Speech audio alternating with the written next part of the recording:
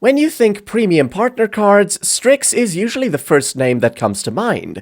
ASUS built its reputation on over-engineered coolers, premium materials, and near-silent performance. With the Strix 5070 Ti that continues. You get a max contact baseplate, triple axial tech fans, and excellent power delivery. Together, these keep boost clocks steady, temps low, and noise minimal, even during marathon gaming.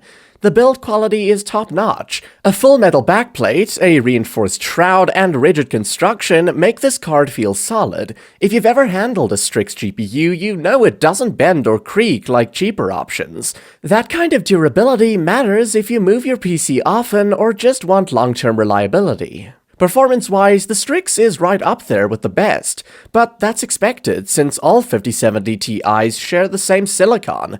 What you're really paying for is acoustics and build quality, not higher FPS. It's a fantastic card if you care about silence and premium feel, but you don't get a measurable frame rate advantage over more affordable options. If you like ASUS but don't want to pay the Strix premium, the Tough Gaming 5070 Ti is a strong alternative. It uses a simpler version of ASUS's cooling philosophy, keeps great durability, and usually comes at a better price.